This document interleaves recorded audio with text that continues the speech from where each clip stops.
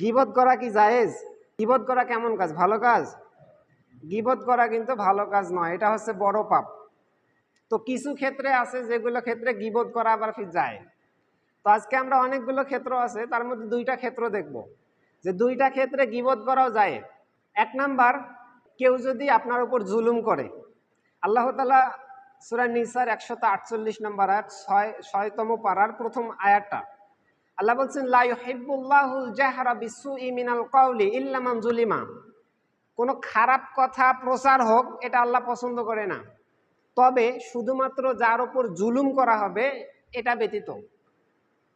মানে আপনার উপর কেউ যদি জুলুম করে, অত্যাচার করে, নির্যাতন করে, তাহলে এইটা মানুষকে বলতে পারবেন, এইটা তখন গীবত করা আর হবে না, গীবতের মধ্যে পড়বে না।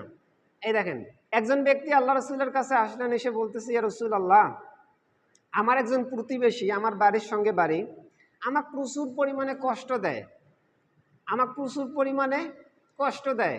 আল্লাহ রসুল সাল্লাল্লাহু আলাইহি ওয়াসাল্লামকে অভিযোগ করলেন। নবী সাল্লাল্লাহু আলাইহি ওয়াসাল্লাম তাকে একটা বুদ্ধি দিলেন, একটা পরামর্শ দিলেন, খুব সুন্দর পরামর্শ। দেখেন, আল্লাহ রসুল সাল্লাল্লাহু আলাইহি ওয়াসাল্লাম বললেন, তুমি বাড়িতে যাবা, বাড়িতে গিয়ে বাড়ির যত আসবাবপত্র আছে, বিছানা, চেয়ার টেবিল, সোফা, তোমার যত বাড়িতে আসবাবপত্র আছে সবগুলো রাস্তায় বের করবা। রাস্তায় বের করার পর এবার যখন ওই রাস্তা দিয়ে লোক যাবে, রাস্তায় লোক চলাচল করে না, করে কি করে না? করে। তো রাস্তায় যখন লোক চলাচল করবে, তখন তুমি যেই তোমাকে জিজ্ঞেস করবে যে কেন এগুলো বের করছো, তখন তুমি বলবা যে আমার প্রতিবেশী এইরকম, আমার সঙ্গে এই এই অত্যাচার করে, এই এই আচরণ করে, কষ্ট দেয়। তো আল্লাহ রসুলের পরামর্শ অনুযায়ী লোক বাড়িতে গেছে, সাহাবি বাড়িতে গেছে, গিয়ে সব জিনিসপত্র বের করে রাস্তায় রাখছে। রাখার পর এখন যেই রাস্তা দিয়ে যায়, জিজ্ঞেস করে, কি ব্যাপার তোমার, মাথা কি নষ্ট হইল নাকি, বাড়ির সব জিনিস বাইরে বের করছো? তখন ওই লোক বলতেছে যে আমার প্রতিবেশী এরকম এরকম। রাসূলের বুদ্ধি অনুযায়ী যখন এই কথা সবাইকে বলতেছে, প্রতিবেশী বা চিন্তা করে, এরে বাপ, পেস্টিজ কালার হয়ে গেছে, সবাই জানাজানি হচ্ছে। ওই লোক এখন প্রতিবেশী এসে কি করছে, ওই লোকের হাতে ধরে, ভাই ভুল হয়ে গেছে, আর কখনো কষ্ট দিব না, তোর জিনিসপাতি তুই বাড়িতে নিয়ে যা। বুঝতে পারছেন? এ আয়াতে সুন্দর দেখেন ব্যাখ্যা। তাহলে আমরা মানুষের দোষ ত্রুটি মানুষকে বলবো না, তবে এই ক্ষেত্রে বলা জায়েজ আছে, যদি সে আমার উপর জুলুম করে, অত্যাচার করে, নির্যাতন করে, তাহলে সেই নির্যাতনটা মানুষকে বলবো এই কারণে, যাতে ওরটা একটু, ওর থেকে একটু রক্ষা পাওয়া যায়, একটু নিরাপত্তা পাওয়া যায়। আর একটা কারণ দেখেন, বিয়ের ক্ষেত্রে।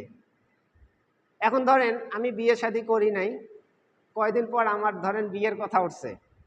এখন আপনাকে একটা লোক এসে জিজ্ঞেস করতেছে, মেয়ের বাবাই ধরেন, যে ওই ছেলেটা কেমন, মসজিদের পিছনে বাড়ি, ছেলেটা কেমন? তো আপনি কি বলবেন? যা সত্য কথা আপনাকে তাই বলতে হবে। আমি যেরকম, ধরেন যদি কোনো দোষ ত্রুটি থাকে, এখন আপনি ভাবতেছেন যদি এটা বলি তাহলে তো এর বিয়েটা হইল না, না না, এটা এটা বলা যাবে না, থাক, এই কাজ কিন্তু করা যাবে না। যদি সত্যি কোনো দোষ থাকে, ত্রুটি থাকে, তাহলে সেইটা প্রকাশ করতে হবে, বলতে হবে ওই লোককে। কারণ দেখেন, আপনিও কিন্তু চাইবেন না যে একজন এরকম খারাপ ছেলে, খারাপ একজন মানুষের সাথে আপনার বোন, আপনার মেয়ে এরকম কিন্তু বিয়ে দিতে চাইবেন না, আপনি নিজেও চাইবেন না। সুতরাং আপনাকে বলতে হবে। এই দেখেন, আল্লাহ রাসূল সাল্লাল্লাহু আলাইহি ওয়াসাল্লাম এই গীবত নিজেই করতেছেন, জায়েজ গীবত। ফাতেমা বিনতু কায়েস, একজন মহিলা সাহাবী, ইনি আল্লাহ রাসূল সাল্লাল্লাহু আলাইহি ওয়াসাল্লামকে এসে বলতেছে, ইয়া রাসূলুল্লাহ, আন্না আবু জাহাম ওয়া আবু মুয়াবিয়া ইবনে আবু সুফিয়ান, এই দুইজন সাহাবী, একজন হচ্ছে আবু জাহাম আর একজন হচ্ছে মুয়াবিয়া ইবনে আবি সুফিয়ান, এই দুইজন সাহাবী খাতাবানি, আমাকে প্রস্তাব দিছে। এই দুইজন সাহাবী আমাকে বিয়ের প্রস্তাব দিছে। মহিলা সাহাবী আল্লাহ রাসূল সাল্লাল্লাহু আলাইহি ওয়াসাল্লামকে বলতেছে। তো আল্লাহ রাসূল সাল্লাল্লাহু আলাইহি ওয়াসাল্লাম বলতেছে, ও এই দুইজন, আম্মা আবু জাহাম ফালা ইয়াদাউ আসাহু আন আতাকি। আরে, আবু জাহামের কথা বলো, ওর তো আগেও বিয়ে হয়েছিল, ওর তো কাঁধ থেকে কখনো লাঠি নামে না, ও সবসময় স্ত্রীকে মারে। হ্যাঁ, ওকে বিয়ে করার দরকার নেই, ও সমস্যা আছে, স্ত্রীকে সবসময় মারে, করো না। আর কার কথা বললা? মুয়াবিয়া ইবনে আবি সুফিয়ান, আবু সুফিয়ান বিখ্যাত নেতা, তার ছেলে মুয়াবিয়া। ওর কথা বলতেছো?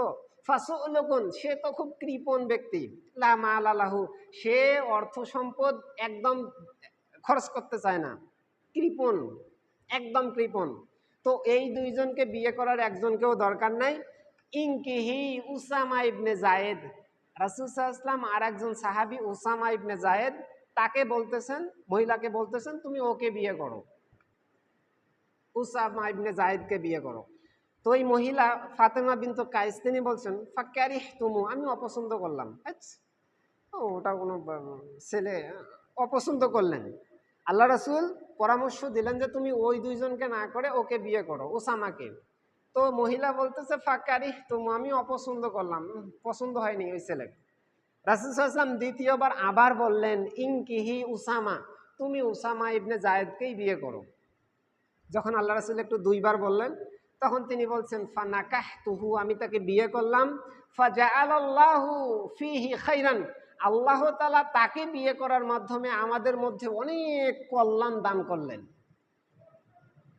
সুবহানাল্লাহ। এবং তিনি বলছেন ওয়াগতাবাতু বিহি, এবং আমরা এত সুখ স্বাচ্ছন্দ্যে, এত সুখী পরিবার আমরা হইলাম যে আশপাশে যত মানুষ ছিল সবাই আমাদেরকে দেখে হিংসা করত, ঈর্ষা করত, হে বাবা এত সুন্দর ফ্যামিলি, এত সুখে শান্তিতে আছে।